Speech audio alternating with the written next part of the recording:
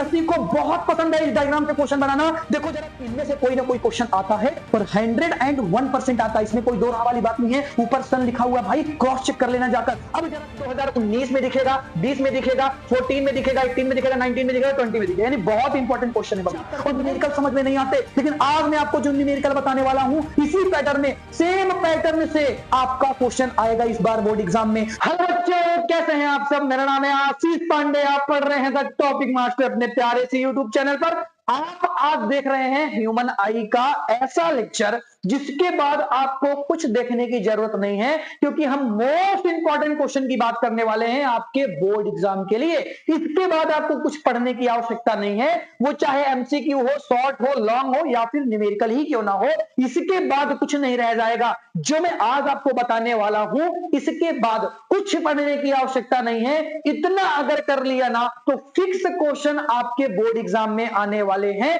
क्योंकि ये क्वेश्चन ही आपके बोर्ड एग्जाम में आएंगे। इनमें से कोई सा भी क्वेश्चन बोर्ड एग्जाम में रिपीट हो सकता है। 101% की गारंटी है कि अगर आप केवल इतना पढ़ ले जितना मैं आपको पढ़ा रहा हूं ना, मजा आ जाएगी भाई साहब। जब आप बैठेंगे ना तो सारे क्वेश्चन आपको पहले से आ रहे होंगे, फिक्स क्वेश्चन है, पहले से कह रहा हूं। तो बहुत बढ़िया तरीके से इन क्वेश्चन को आप देखिएगा। चलिए, सबसे पहले हम बात करने वाले हैं मोस्ट इंपॉर्टेंट एमसीक्यू क्वेश्चन की, जो आपके इस साल बोर्ड एग्जाम में आ सकते हैं। और ये क्वेश्चन बहुत बार रिपीट हो चुके हैं, अलग अलग फॉर्म में आ चुके हैं, इसीलिए ये क्वेश्चन बहुत इंपॉर्टेंट है। और इनके कुछ वार्निंग पॉइंट भी हैं जिन्हें आपको ध्यान रखना है। अगर आप नहीं रखेंगे तो पक्का से पक्का 100% आप क्वेश्चन गलत कर देंगे बोर्ड एग्जाम में। कितना भी पढ़ के आप चैप्टर को चले जाएं, लेकिन क्वेश्चन गलत करके आएंगे, क्योंकि इन वार्निंग पॉइंट को बहुत ही बढ़िया तरीके से आपको ध्यान देना पड़ेगा। बहुत सारे बच्चे क्वेश्चन आता हुआ गलत करके आते हैं, क्योंकि उनको ये वार्निंग पॉइंट पहले से नहीं मिले होते। जब तक टीचर आपको बताएगा नहीं तब तक समझ में आएगा नहीं। बहुत ही बढ़िया तरीके से आज के इस कंटेंट को देखिएगा। चलिए, सबसे पहले बात करते हैं पहले क्वेश्चन की। ये सेम क्वेश्चन है जो 4 साल पूछा गया, अलग अलग फॉर्म में पूछा गया। अब ये यूपी और सीबीएसई दोनों के क्वेश्चन को मिक्स कर दिया। हो सकता है यूपी में हो सकता है सीबीएसई में हो, दोनों है तो एनसीईआरटी का। और ये आ सकता है 101%, दोनों बोर्ड्स में आ सकता है। बोर्ड्स के लिए बहुत इंपॉर्टेंट है। क्वेश्चन क्या पूछा गया है कि आपके इमेज जो फॉर्म होती है ना, ह्यूमन आई में जो इमेज फॉर्म होती है, वो कहां पर बनती है? सभी बच्चों को पता है कि रेटिना पर बनती है। किसी भी बच्चे को इसमें प्रॉब्लम नहीं होगी। इमेज जो फॉर्म होती है वो रेटिना के अंदर फॉर्म होती है। बहुत ही प्यारा सा छोटा सा क्वेश्चन था, लेकिन हालांकि ये क्वेश्चन पूछा गया है 4 सालों तक लगातार, तो बहुत इंपॉर्टेंट ये क्वेश्चन था और ये इस साल भी आने की चांसेस है इसकी। ठीक है ना? चलो आ जाओ नेक्स्ट क्वेश्चन की बात करते हैं भाई। नेक्स्ट क्वेश्चन अगर आप देखेंगे तो आपको ये 2019 में दिखेगा, 20 में दिखेगा, 14 में दिखेगा, 18 में दिखेगा, 19 में दिखेगा, 20 में दिखेगा, यानी बहुत इंपॉर्टेंट क्वेश्चन है बाबू। और देखो, ये अलग अलग फॉर्म में पूछा गया है। क्वेश्चन का डाटा तो चेंज नहीं हुआ, सेम ऑप्शन है आपके, लेकिन क्वेश्चन अलग अलग पूछा गया। सेम क्वेश्चन को अलग अलग तरीके से डिजाइन किया गया और सालों सालों तक इसको क्या किया गया? रिपीट किया गया। ये क्वेश्चन भी आपके बोर्ड एग्जाम में रिपीट होने के हाईली चांसेस हैं, इसीलिए बहुत ही बढ़िया तरीके से क्वेश्चन को समझिएगा। बहुत ही सिंपल सा पिद्दू सा क्वेश्चन है। पूछा गया है जो आपकी हेल्दी आईज होती हैं उनमें जो लीस्ट डिस्टेंस होती है वो कितनी होती है, या हेल्दी आईज के लिए नियर पॉइंट कितना है, या मिनिमम डिस्टेंस कितनी है क्लियर देखने के लिए किसी ऑब्जेक्ट को। सबका आंसर सेम है भाई साहब। आंसर क्या है? 25 सेंटीमीटर। आंसर क्या है? 25 सेंटीमीटर। आंसर सही हो जाएगा। यानी कोई भी ऑब्जेक्ट को अगर आपको क्लियर देखना है तो 25 सेंटीमीटर की डिस्टेंस होना बहुत जरूरी है। बिना 25 सेंटीमीटर के डिस्टेंस के आप ऑब्जेक्ट को क्लियर नहीं देख सकते। अब वार्निंग पॉइंट नोट कर ले बच्चा, क्योंकि ये क्वेश्चन बहुत बार रिपीट हो चुका है, इसीलिए हो सकता है कि इस बार ऑप्शन चेंज हो जाए और ये 25 सेंटीमीटर की जगह आपको दिख जाए 25 मीटर और जल्दबाजी में आप इसको क्लिक करके चले आए। बहुत विशेष ध्यान रखना कि मीटर और सेंटीमीटर अलग अलग चीजें हैं, तो जब देखना ना बच्चा तो ये जरूर देख लेना कि सेंटीमीटर में दिया है या मीटर में दिया है। मीटर में दिया है तो 25 सही नहीं हो सकता, तो बहुत विशेष ध्यान देना। वार्निंग पॉइंट है ये, ठीक है ना? नेक्स्ट क्वेश्चन की बात करते हैं। क्या है नेक्स्ट क्वेश्चन में? पूछा गया है कि जो मैक्सिमम डाइवर्जन होता है वो किसमें होता है, क्वेश्चन 2018 में पूछा गया। फिर इसके बाद यहां पर पूछा गया मैक्सिमम डाइवर्जन किसी प्रिज्म में कौन सी लाइट का होता है, 2022-23 में पूछा गया। और इसके बाद 24 में क्वेश्चन आता है कि जो मैक्सिमम डाइवर्जन होता है जो बेस में लाइट पड़ती है वो कौन सी होती है। सभी बच्चों को पता है कि एक प्रिज्म से जब कोई लाइट जाती है तो वो 7 कलर्स में डिवाइड हो जाती है। जो टॉप में होता है उसे मैं रेड कलर कहता हूं और जो सबसे बेस में होता है उसे मैं वायलेट कलर कहता हूं। यानी मैक्सिमम डाइवर्जन किसका होता है, इस वायलेट कलर का होता है। यानी ऑप्शन नंबर कौन सा सही हो जाएगा बच्चों, ऑप्शन नंबर पहला सही हो जाएगा।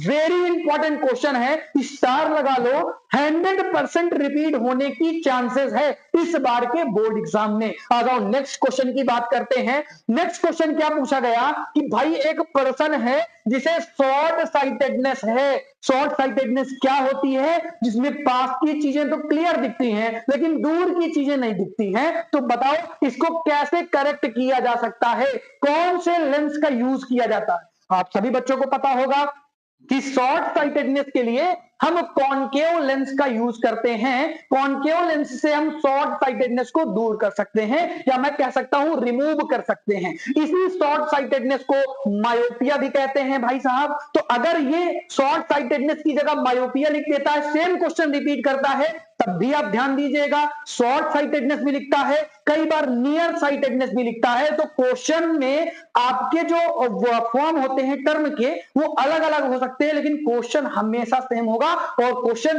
ये बहुत चांसेस हैं कि इस टाइप के क्वेश्चन आपके बोर्ड एग्जाम में बहुत रिपीट होते हैं। आ जाओ नेक्स्ट क्वेश्चन की बात करते हैं। क्वेश्चन नंबर 5 पूछा गया मैक्सिमम जो आपकी वेलोसिटी होती है लाइट की वो कहां पर होती है। भाई लाइट की मैक्सिमम स्पीड जो होती है 3 इंटू 10⁸ मीटर पर सेकेंड होती है और ये वैक्यूम में होती है, आपको बताया गया है। तो वैक्यूम इसका ऑप्शन नंबर डी सही हो जाएगा। वैक्यूम में सबसे ज्यादा लाइट की स्पीड होती है, यानी स्पेस में सबसे ज्यादा लाइट की स्पीड होती है। और जैसे ही वो लाइट एटमॉस्फेयर में आती है उसकी स्पीड थोड़ी सी घट जाती है, डाउन हो जाती है, ठीक है ना। तो सबसे ज्यादा लाइट की स्पीड वैक्यूम में होती है। वेरी इंपॉर्टेंट क्वेश्चन था। नेक्स्ट क्वेश्चन की बात करते हैं कि जो लाइट है, लाइट की अमाउंट को हमारे आईज के अंदर कौन कंट्रोल करता है। कौन इस बात को कंट्रोल करता होगा कि कितनी लाइट हमारे आई के अंदर जाएगी। भाई प्यूपिल कंट्रोल करता है। जब मैंने वन शॉट बनाया था ना तो मैंने चिल्ला चिल्ला के कहा था कि जो मैं पढ़ा रहा हूं बोर्ड एग्जाम में आएगा वही आएगा, वही आ रहा है। देख ले एक बार, देख तो ये पुराने पेपर हैं, यानी प्रीवियस पीवाईक्यू के उठाए हुए क्वेश्चन हैं और सिंगल क्वेश्चन आपको नहीं ऐसा मिलेगा जो मेरे वन शॉट में ना रहा हो। अगर आपको अभी भी टाइम आपके पास है वन शॉट देखना है तो मैंने डिस्क्रिप्शन में उस वन शॉट की लिंक प्रोवाइड करा दी है। इस पूरे चैप्टर में किसी भी पॉइंट में आपको प्रॉब्लम हो, किसी भी टॉपिक में आपको प्रॉब्लम हो, जाके वन शॉट में देख लेना। मैंने अलग अलग टॉपिकों को डिवाइड कर दिया, जिस टॉपिक में प्रॉब्लम हो केवल उस टॉपिक को देख, टाइम मत बर्बाद कर। आजा नेक्स्ट क्वेश्चन की बात करते हैं। Next question most important question है। हालांकि ये पिछले साल पूछा जा चुका है लेकिन ये क्वेश्चन रिपीट होने के हाईली चांसेस हैं क्योंकि जब आया था तो बच्चों को प्रॉब्लम हुई थी। क्वेश्चन में क्या पूछा गया है कि व्हाइट लाइट को प्रिज्म से होकर गुजारा जा रहा है तो उसमें जो इमर्जेंट लाइट डिस्टेंस है from the base of the prism वो क्या होगा। आपको पता है ये एंगल ऊपर की तरफ बनता है तो ऊपर की तरफ तो रेड कलर होता है। तो कौन सा कलर हो जाएगा बच्चा, रेड कलर हो जाएगा। ऑप्शन नंबर ए सही हो जाएगा। ये बढ़िया तरीके से क्वेश्चन को समझ लेना और कर लेना। मोस्ट इंपॉर्टेंट क्वेश्चन है, जितना मैं करा रहा हूं ना करके चला जा भाई, उतने से ही क्वेश्चन आएंगे आपके बोर्ड एग्जाम में, इधर उधर नहीं होने वाले। अभी मैं सीबीएसई का इतना तगड़ा क्वेश्चन बताने वाला हूं ना जो सालों सालों तक रिपीट हुआ है, मैक्सिमम टाइम यही क्वेश्चन आया है और इंतजार करो क्वेश्चन आने वाला है बच्चा। चलो आ जाओ नेक्स्ट क्वेश्चन की बात करते हैं। भाई ये भी देखो पिछले साल क्वेश्चन पूछा जा चुका है, ठीक है ना। यूपी और सीबीएसई दोनों के लिए ये वीडियो है, बच्चे ना घबराएं। एनसीईआरटी की लाइनें हैं, उसी से बने हुए क्वेश्चन है और ये दोनों में आ सकते हैं। भाई बोर्ड्स के लिए इंपॉर्टेंट है, बस इतना कह सकता हूं। बोर्ड्स के लिए इंपॉर्टेंट है, कोई सा बोर्ड हो जो सीबीएसई बोर्ड चाहे यूपी बोर्ड जो एनसीईआरटी से क्वेश्चन बना रहा है वो ये क्वेश्चन को बना सकता है। बहुत ज्यादा चांसेस है कि यहां से क्वेश्चन बन जाए। चलो आ जाओ, नेक्स्ट क्वेश्चन पूछा गया कि आपकी स्काई का कलर भैया ब्लू क्यों होता है। मैं जल्दी से क्वेश्चन आपको समझा देता हूं ताकि समय न लगे पढ़ने में, बहुत कम समय में आप चीजों को समझ जाए, ठीक है ना। क्यों होता है भाई, वो होता है ना रिफ्रेक्शन की वजह से। बहुत सारे बच्चे रिफ्रेक्शन करके आते हैं और गलत हो जाता है बच्चा। तो रिफ्रेक्शन, मानता हूं कि रिफ्रेक्शन इसका ऑप्शन हो सकता है, लेकिन जब आप इस टॉपिक को पढ़ रहे होते हैं ना, तो आप पढ़ रहे होते हैं स्कैटरिंग ऑफ लाइट में, यानी ऑप्शन नंबर सी सही होगा। लाइट जब किसी पार्टिकल को हिट करती है तो लाइट फैलती है, और वही लाइट फैलती है जो ज्यादा एंगल बनाती है। यानी आपको पता है कि ब्लू और ब्लू कलर हो गया और वायलेट कलर हो गया, इन दोनों में ज्यादा एंगल बनता है, ये ज्यादा फैल सकती हैं क्योंकि इनका डाइवर्जन ज्यादा होता है। अब आप कहेंगे सर ब्लू कलर का ज्यादा होता है रेड, लेकिन वायलेट कलर का इससे भी ज्यादा होता है, तो वायलेट कलर ऑप्शन क्यों नहीं हो सकता यहाँ पर। हमें स्काई वायलेट कलर का क्यों नहीं दिखता बेटा। जो हमारी आंखें हैं ना, वो वायलेट कलर के लिए इतनी सेंसिटिव नहीं है, वो ब्लू कलर के लिए ज्यादा सेंसिटिव है, इसीलिए हमें ब्लू कलर का दिखता है। लेकिन यहां पर आपसे ना प्रोसेस का नाम पूछा था, तो स्कैटरिंग ऑफ लाइट की वजह से ऐसा होता है, ना कि रिफ्लेक्शन ऑफ लाइट की वजह से। बहुत सारे बच्चे हैं, वार्निंग पॉइंट इसका यह है कि बच्चे इस रिफ्लेक्शन को लगा के चले जाते हैं, जो कि गलत ऑप्शन है। बच्चा इस तरह मत करना। अगर स्कैटरिंग ऑफ लाइट लिखा है तो पहले आप इस ऑप्शन को चूज करेंगे। इज इट क्लियर क्या। चलो अगर नेक्स्ट क्वेश्चन की बात करते हैं भाई नेक्स्ट क्वेश्चन की बात करते हैं। भैया जो स्टार्स होते हैं ना, क्यों टिमटिमाते हैं, रीजन बता दो। क्योंकि जब लाइट ऊपर से एटमॉस्फेयर में आती है ना, तो लाइट बेंडिंग को शो करती है, जिसे मैं रिफ्लेक्शन कहता हूं। और इस तरीके के रिफ्लेक्शन को मैं एटमॉस्फेरिक रिफ्लेक्शन कहता हूं, क्योंकि लाइट एटमॉस्फेयर में आने के बाद बेंड हो रही है। तो ये जो होता है किस कारण से होता है, एटमॉस्फेरिक रिफ्लेक्शन की वजह से होता है। जब लगता तारे आपको टिमटिमाते हुए दिखते हैं ना, तो उसका रीजन है atmospheric reflection. Is it clear क्या। नेक्स्ट क्वेश्चन की बात करते हैं। नेक्स्ट क्वेश्चन की बात करते हैं, क्या पूछा गया भाई इस बार। ये क्वेश्चन आप करेंगे, चलो आ जाओ, ये क्वेश्चन आपको करना है। मैं होमवर्क देता हूं, कुछ क्वेश्चन तो मुझे होमवर्क भी करने देने पड़ेंगे ना, क्योंकि कुछ क्वेश्चन जो मोस्ट इंपॉर्टेंट है वो भी मैं होमवर्क के फॉर्म में दूंगा। कुछ मैं करा रहा हूं और एक दो क्वेश्चन मैं आपको होमवर्क में देखूंगा, क्योंकि मैं ये देखना चाहता हूं ना कौन सा बच्चा ऐसा है जो सीरियसली इस टॉपिक को देख रहा है, इस वीडियो को देख रहा है। और जो बच्चा देख रहा है, जो बच्चा आंसर दे रहा है, 101% की गारंटी है बोर्ड एग्जाम में बैठ के आना। शुक्रिया अदा करोगे मेरा। आने के बाद सबसे पहले खोजते फिरोगे कहां गए सर, अब हम उन्हें धन्यवाद दे दे, सर आपने जो पढ़ाए थे एग्जैक्ट वैसे क्वेश्चन आए हैं। आएंगे 100% आएंगे बच्चा, 100% आएंगे, ठीक है ना। चलो आ जाओ नेक्स्ट क्वेश्चन की बात करते हैं। नेक्स्ट क्वेश्चन में क्या पूछा गया है कि आपके पास एक लेंस है जो कन्वर्जन लेंस है। तो आपको यह पता होना चाहिए कि भैया कन्वर्जन लेंस किसे बोलते हैं। तो भैया जान ले, जो आपका कॉन्वेक्स लेंस होता है ना, इसे हम कन्वर्जन लेंस के नाम से जानते हैं। और इसकी जो फोकल लेंथ होती है वो पॉजिटिव होती है। It is very important point. Sign convention मैंने आपको बहुत बढ़िया तरीके से सिखाया था। अब देखो यहां पर जो 20 सेंटीमीटर दिया हुआ है ना, ये away from its optical centre है, यानी यहां पर एफ की वैल्यू दे रखा है जो कि 20 सेंटीमीटर है। और आपसे पावर पूछा है। पावर का सीधा सा फॉर्मूला होता है P = 1/f। लेकिन जब सेंटीमीटर में दिया हो तो आप इसी फॉर्मूले को लगाते हैं P = 100/f। f की जगह आप क्या रखेंगे 20 सेंटीमीटर। ये 20 सेंटीमीटर हो गया, इससे डिवाइड कर देंगे तो आपका आ जाएगा 5D डायोप्टर। D फॉर होता है डायोप्टर, जिससे आप पावर को मेजर करते हैं। पावर की यूनिट होती है, आप कह सकते हैं। तो पावर की यूनिट डायोप्टर हो गई D। और ये पॉजिटिव आया है बच्चा, पॉजिटिव आया है, तो आंसर आपका हो जाएगा पॉजिटिव 5D वाला, यानी option number D. Option number D आपका सही हो जाएगा 5D पॉजिटिव। निगेटिव नहीं, निगेटिव भी है इसमें। अगर थोड़ा सा साइन कन्वेंशन का ध्यान नहीं रखा यहां पर, तो आपका ऑप्शन पलट जाएगा और नंबर गलत हो जाएंगे। यहां से जो मैं पावर वाले क्वेश्चन बता रहा हूं, ये मोस्ट इंपॉर्टेंट होते हैं और ये आपके बोर्ड एग्जाम में रिपीट होते रहते हैं। ये जितने टाइप्स के मैंने आपको क्वेश्चन बताए, और इसके बाद मैं आपको ना मोस्ट इंपॉर्टेंट डायग्राम दिखाने वाला हूं। भाई इतना इंपॉर्टेंट ये डायग्राम है ना, सीबीएसई को बहुत पसंद है ये डायग्राम। हमेशा सीबीएसई एमसीक्यू और शॉर्ट आंसर में इस डायग्राम से क्वेश्चन बनाता ही बनाता है। 101% ये क्वेश्चन आने वाला है आपके बोर्ड एग्जाम में। डायग्राम को बेहतरीन तरीके से देख लो भाई कि कौन सा एंगल कहां पे बन रहा है, इस एंगल को हम क्या कहते हैं, एंगल ई कहां बनता है, एंगल आई कहां बनता है भाई, एंगल डी कहां बनता है, एंगल डी को हम क्या बोलते हैं, एंगल ऑफ डाइवर्जन बोलते हैं। ये रटा होना चाहिए। ये डायग्राम बहुत इंपॉर्टेंट है, सीबीएसई को बहुत पसंद है इस डायग्राम पे क्वेश्चन बनाना। देखो जरा ध्यान से देखो इस क्वेश्चन को, सेम डायग्राम आपको दे दिया और आपसे क्या पूछा है बच्चा, आपसे पूछा है कि भाई आपको ना करेक्ट एंगल बताने हैं इसमें, तो करेक्ट एंगल आपका या तो ये वाला हो जाएगा, यानी एंगल ए आपका और एंगल आई आपका करेक्ट नहीं है यहां पर, तो एंगल डी भी आपका करेक्ट नहीं क्योंकि एंगल डी यहां पे बनता है, एंगल आर भी आपका इनकरेक्ट है, यानी एंगल ए आई आपका इनकरेक्ट था ही, तो ए और ए आपका सही हो जाएगा, यानी ऑप्शन नंबर ए आपका सही हो जाएगा। देखो कितना बढ़िया तरीके से क्वेश्चन बनाया है। अगर आपको ये डायग्राम क्लियर कट आता है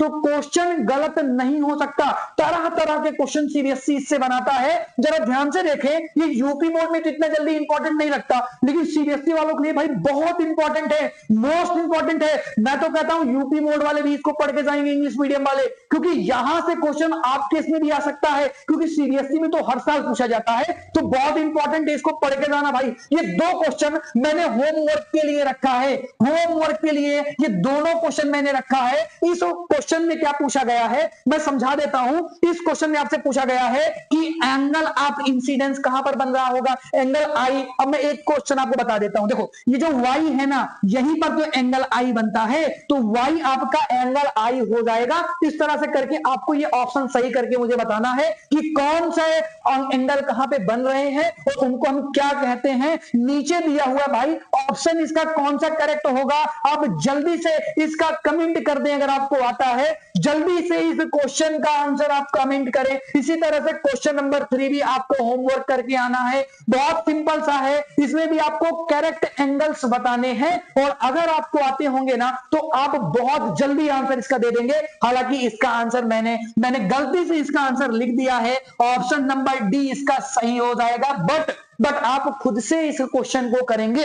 कुछ क्वेश्चन जो मैं होमवर्क देता हूं ना, वो मैं इसलिए देता हूं कि जो सीरियस बच्चे हैं वो होमवर्क में अपना दिमाग इस्तेमाल करते हैं। कई बार बेटा देखने से चीजें कम समझ में आती हैं। जैसे मैंने एक क्वेश्चन आपको समझा दिया, इस तरह का एक क्वेश्चन मैंने आपको समझा दिया, दूसरा क्वेश्चन मैंने आपको दे दिया, तो जब आप थोड़ा सा दिमाग इस्तेमाल करेंगे तो चीजें हमेशा के लिए अंदर घुस जाएंगी। और क्योंकि ये टॉपिक इंपॉर्टेंट है, इससे इस साल क्वेश्चन आ सकता है, 101% आ सकता है, इसीलिए आपको अपना दिमाग इस्तेमाल करना चाहिए और इन क्वेश्चनों को सॉल्व करके कमेंट बॉक्स के अंदर कमेंट करना चाहिए कि इसका आंसर सर ये होगा।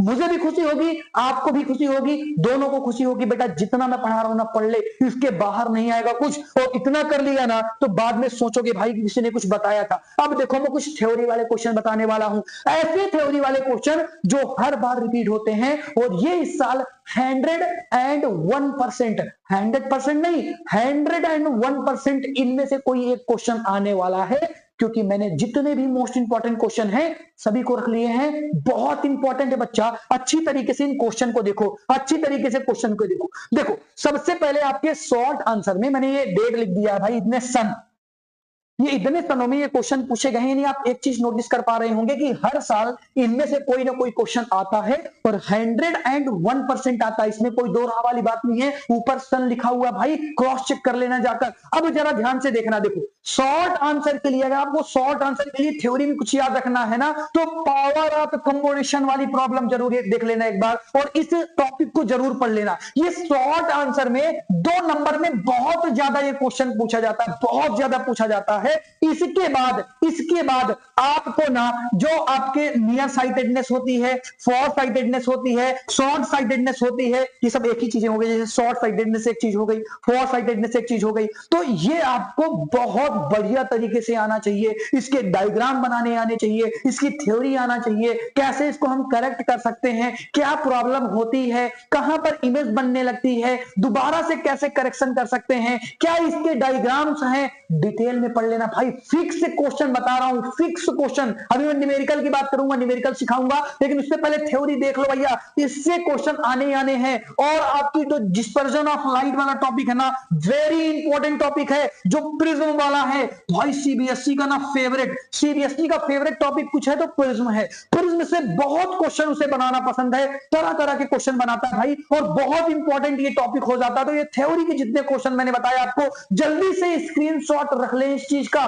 बहुत इंपॉर्टेंट क्वेश्चन होने वाले हैं। इसके बाद मैं न्यूमेरिकल पोर्शन में चलता हूं, जहां पर बच्चे रो देते हैं इस चैप्टर के न्यूमेरिकल समझ में नहीं आते, लेकिन आज मैं आपको जो न्यूमेरिकल बताने वाला हूं इसी पैटर्न में, सेम पैटर्न से आपका क्वेश्चन आएगा इस बार बोर्ड एग्जाम में। इतना पढ़ने के बाद आपको लगेगा यार हमने पढ़ लिया, और क्या पढ़ा था यार, हमने जो पढ़ा वही आ गया, बस थोड़ा सा चेंजेस है, जो हमने पढ़ा था एग्जैक्ट वही क्वेश्चन आ रहे हैं, वैसे ही आएंगे बच्चा। पैटर्न वाइज में क्वेश्चन बना रहा हूं, और ये इतना बढ़िया है ना, किसी एक चैप्टर को देख के चले जाना बोर्ड एग्जाम में, बाद में सोचोगे यार काश सारे चैप्टर का देख लेता ना, तो सभी क्वेश्चन मेरे तो ऐसे ही हो जाते। बच्चों ने साल भर मेहनत की, हमने केवल इतना तैयार कर लिया जितना टीचर ने बता दिया, उसके बाद भाई सारे क्वेश्चन बन रहे यार, मजे ही मजे। तो मजे तो आएंगे बच्चा, क्योंकि यहां पर आपकी मेहनत कम है, मेरी बहुत ज्यादा। पर्सनली इन सब चीजों में मैंने बहुत समय दिया है, मैंने पैटर्न को समझा है, और हर साल जब मैं ऑफलाइन में पढ़ाता हूं ना, बच्चों को मैं एक मॉडल पेपर बना के देता हूं,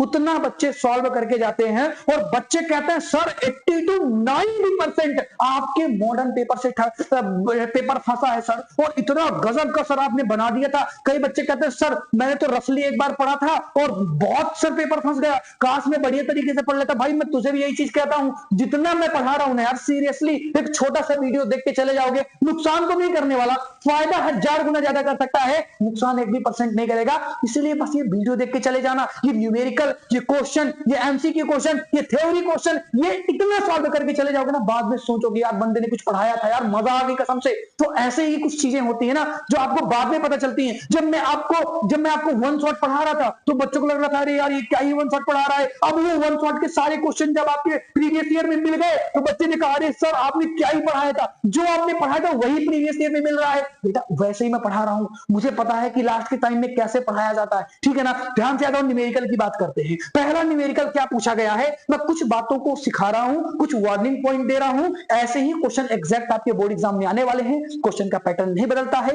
ये क्वेश्चन हमेशा सेम टाइप के न्यूमेरिकल ही बनते हैं, थोड़ा सी वैल्यू चेंज हो सकती है, बस इधर उधर हो सकता है, बाकी क्वेश्चन सेम रहने वाला है, सेम पैटर्न में रहने वाला है। जितने पैटर्न मैं आपको बता रहा हूं उसके अलावा आपको पढ़ने की आवश्यकता नहीं है। आ जाओ बात करते हैं क्वेश्चन नंबर 1 की। क्वेश्चन नंबर 1 में क्या पूछा गया है, एक बंदा है, एक पर्सन है जिसे शॉर्ट साइटेडनेस है, जो क्लियरली 15 सेंटीमीटर तक देख पाता है, लेकिन जैसे ही हम बात करते हैं 20 सेंटीमीटर की तो फिर उसको ऑब्जेक्ट अच्छी तरीके से नहीं दिखते हैं। यानी यहां पर जो V है ना, जो वो कहां तक देख पा रहा है, जो V दिया हुआ है आपका, अरे बोलो ना, जो V दिया हुआ है ना, इसको हटाते हैं, दूसरा कलर लेते हैं बढ़िया सा, ठीक है ना। हाँ, जो V दिया हुआ है वो कितना दिया हुआ है, 15 सेंटीमीटर, 15 सेंटीमीटर दिया हुआ है। यहां पर सब माइनस में ही होता है तो V भी माइनस में हो जाएगा, और इसके बाद ऑब्जेक्ट तो हमेशा माइनस में होता है, शॉर्ट साइटेडनेस के लिए V माइनस में होता है, U भी हमेशा माइनस में, U तो हमेशा माइनस में होगा, चाहे शॉर्ट हो चाहे लॉन्ग साइटेडनेस हो, कुछ भी हो। तो 25 सेंटीमीटर ये दिया हुआ है, और आपसे क्या पूछा है, आपसे पूछा है कि फोकल लेंथ आपको बतानी है और नेचर आपको बताना है कि किस तरह के ऑब्जेक्ट, किस तरह के लेंस का यूज करके हम इसका करेक्शन कर सकते हैं। ध्यान से देखना, अगर मैं बात करता हूं किसकी, शॉर्ट साइटेडनेस की, तो आप बताएं शॉर्ट साइटेडनेस के लिए कौन से लेंस का मैं यूज करता हूं। अभी मैंने एमसीक्यू में बताया था, और ये क्वेश्चन मैं आपके लिए होमवर्क छोड़ता हूं मैं, क्योंकि अभी एमसीक्यू पर मैंने इसका आंसर भी बता दिया था, ठीक है ना। आप कमेंट करेंगे, मैं इंतजार करूंगा। अब देखना, आपको यहां पर एफ को निकालना है, एफ की वैल्यू को निकालना है, बहुत आसान है। आप फॉर्मूला लगाएंगे 1/f equal to 1/v minus 1/u, 1/u। ये जो मैंने आपको बताया बच्चा, ये क्या हो जाता है, ये आपका फॉर्मूला है। अब देखो, इस फॉर्मूले में आपको वैल्यू पुट करना तो आता होगा ना, तो केवल और केवल भैया वैल्यू पुट कर देना। वैल्यू पुट करने के बाद आपको यहां पर एफ की वैल्यू मिल जाएगी, और एफ की वैल्यू कितनी मिलेगी, ध्यान से देखना, एफ की वैल्यू कितनी मिलेगी बता। मैं आंसर बता के चला जाता हूं, एक काम करना ना, तुम लोग आंसर मिला लेना, आंसर मिला लोगे तुम्हें खुद ही समझ में आ जाएगा। अरे कितना आंसर आएगा, 37 समथिंग आना चाहिए, -30। इसका जो एफ आएगा ना, मुझे थोड़ा बहुत आंसर इसका याद है, क्लियर कट नहीं याद है, बस इतना याद है मुझे। समझे कि हाँ इसका जो आंसर आएगा वो 37 पॉइंट समथिंग कुछ करके आएगा, ये सेंटीमीटर में आएगा बच्चा। तो आप जब कर रहे होंगे तो आपको ये आंसर मिल जाएगा। आपको एफ निकालना है, वी और यू दिया है, बहुत आसान है निकालना, कर लेना, सॉल्व कर लेना। नेक्स्ट क्वेश्चन की बात करता हूं। नेक्स्ट क्वेश्चन है सेकंड नंबर, जिसमें एक पर्सन तो है और वो किस चीज से, मायोपिया से, मायोपिया मतलब शॉर्ट साइटेडनेस, उससे पीड़ित है। 10 सेंटीमीटर तक की चीजों को तो देख पाता है, लेकिन यहां पर फिर इसके बाद 25 सेंटीमीटर नहीं दिया हुआ है। अगर 25 सेंटीमीटर दे रखा तो बढ़िया बात है, और नहीं देखता ना बच्चा तो हमेशा याद रखना कि अगर उसने वी दे रखा है तो वी यहां पर -10 सेंटीमीटर हो जाएगा। लेकिन अगर यू नहीं दिया हुआ है तो आपको इन्फिनाइट तक लेना पड़ेगा, तो इन्फिनिटी लेना पड़ेगा आपको। तो ये वी की यू की जगह ये हो गया। अब आपको एफ निकालना है, तो ये क्वेश्चन मैं करके बता देता हूं क्योंकि बच्चे इसमें बहुत परेशान हो जाते हैं। मैं आपको बताता हूं, बहुत आसान है। 1/f equal to 1/v minus 1/u हो जाएगा। यहां पर 1/f आपको फाइंड करना है। 1/v की जगह 1/10 हो जाएगा, 1/इन्फिनाइट हो जाएगा। माइनस में देखो इस पूरे को ना, इस पूरे को क्या मान लिया करो, हटा दिया करो, या तो जीरो मान लिया करो। इस पूरे को जीरो मान के हटा दो, क्योंकि 1/इन्फिनिटी का मतलब क्या हो जाता है, शून्य हो जाता है, जीरो हो जाता है। यानी यहां पर आ क्या गया, 1/f इक्वल टू 1/-10 और f इक्वल टू -10 सेंटीमीटर आपका आंसर हो गया बच्चों। ये आपका क्या हो गया, ये आपका आंसर हो जाता है। कितना प्यारा सा आंसर है, कितना सिंपल सा आंसर है। आई होप इसमें किसी भी बच्चे को कोई भी प्रॉब्लम नहीं होगी। तरीका मैंने आपको बता दिया है कि जब आपको 25 सेंटीमीटर नहीं दे रखा तब आपको यू कितना लेना पड़ेगा, इन्फिनाइट लेना पड़ेगा, और इस तरह से आप इस क्वेश्चन को सॉल्व करेंगे। नेक्स्ट क्वेश्चन की बात करते हैं। फिर से इस पर्सन को मायोपिया है, इस क्वेश्चन को आपको होमवर्क में करना है। क्यों, क्योंकि एग्जैक्ट सेम क्वेश्चन है कि आपको v दिया हुआ है -80 सेंटीमीटर, आपको u इंफिनिटी लेना है और f आपको फाइंड करना है। सेम क्वेश्चन जो अभी मैंने करवाया था वैसे ही क्वेश्चन मैंने होमवर्क के रूप में दे दिया। इंपॉर्टेंट है, 2 सालों तक पूछा गया है, हो सकता है डाटा चेंज हो जाए, सेम क्वेश्चन पूछ लिया जाए। और किस प्रॉब्लम मतलब कौन से लेंस का यूज करते हैं, ये भी कौन से लेंस का यूज करते हैं ये भी आपको कमेंट करना है, ये भी आपका होमवर्क हो जाएगा। बाबू जो मैं बता रहा हूं ना, जो मैं कह रहा हूं ना, होमवर्क कर ले, तो मेरी मजबूरी है, मैं इसलिए होमवर्क दे रहा हूं क्योंकि ये क्वेश्चन मोस्ट इंपॉर्टेंट है।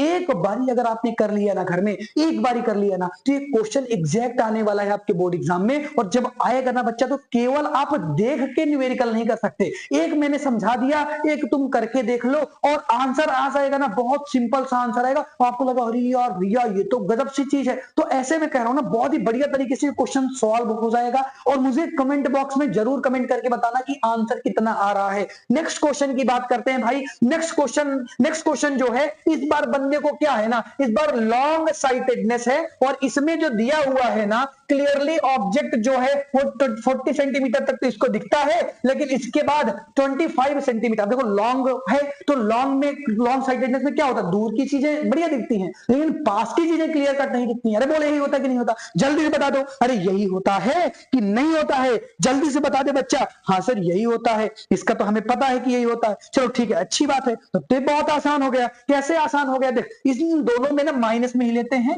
v इसमें भी माइनस हो जाएगा, -40 सेंटीमीटर v दिया हुआ है और u आपको साफ साफ 25 दे रखा है, नहीं दे रखा तो इंफिनिटी मान लेते, 25 दे रखा है तो -25 सेंटीमीटर हो गया। और f आपको फाइंड कर लेना है, बहुत ही आसान है। और बताना कि यहां पर कौन से लेंस का यूज करेंगे। अगर आपको लॉन्ग साइटेडनेस हो गई है तो किस लेंस का यूज करते हैं। सभी बच्चे जल्दी से होमवर्क में कमेंट के फॉर्म में इसको बताएंगे कि लॉन्ग साइटेडनेस में कौन से लेंस का यूज करते हैं और इसका आंसर क्या आएगा, f की वैल्यू क्या आएगी। आपको फॉर्मूला लगाना है 1/f equal to 1/v minus 1/u। इस फॉर्मूले का यूज करना, इस फॉर्मूले के यूज करने के बाद जो भी आंसर आ जाए कमेंट करके बता देना। देखो मैंने वैल्यू बता दी है ना, कैलकुलेशन तो करना आपको आता होगा और बढ़िया तरीके से, आई होप बढ़िया तरीके से आपको आता हो, इसमें कोई भी प्रॉब्लम नहीं होगी। नेक्स्ट क्वेश्चन है, वैसे इस टाइप के क्वेश्चन ना बहुत कम पूछे जाते हैं, ये प्रिज्म वाला क्वेश्चन है,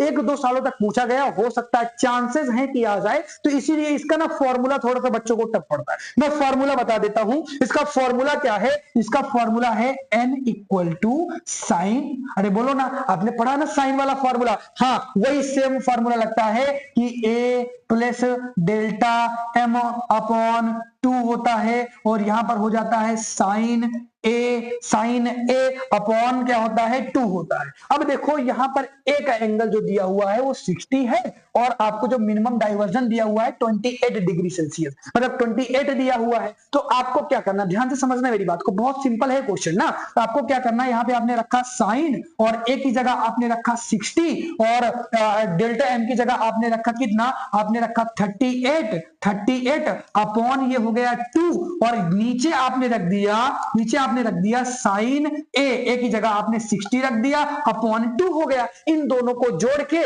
2 से डिवाइड कर दोगे, जब दोनों को जोड़ने के बाद 2 से डिवाइड करोगे बच्चा, तो यहां पर कितना आ जाएगा, साइन 49 आ जाएगा, साइन 49 आ जाएगा। अरे बोलो ना कितना लिखा हुआ है बच्चा, ये 49 लिखा हुआ है, बच्चों को समझ में नहीं आ रहा, बच्चे कह रहे हैं, तो ये 49 लिखा हुआ है, और नीचे आपको 30 मिल जाएगा, साइन 30 मिल जाएगा। अरे बोलो साइन 30। अब देखो साइन 49 की वैल्यू यहां पर दे रखा है 0.75 दे रखा है, और एक चीज मैं आपको बता दूं क्या, 0.75 दे रखा है, जो साइन 30 होती है ना उसकी वैल्यू जो होती है वो भी देगा आपको 0.5 होता है बच्चा। इन दोनों को आप डिवाइड कर देंगे, डिवाइड करने के बाद जो भी आपका आंसर आ जाए वो आपका आंसर हो गया, वो आपका एन की वैल्यू हो गई। क्वेश्चन बहुत आसान है, तो एकदम चीजों को पुट करना है, दिमाग का इस्तेमाल नहीं करना है, पुट करते हुए आगे बढ़ गए। 49 की वैल्यू दी हुई थी, और इसके बाद 30 की वैल्यू दी हुई होगी बच्चा, इसमें ना दिया हो लेकिन 30 की वैल्यू आपको देकर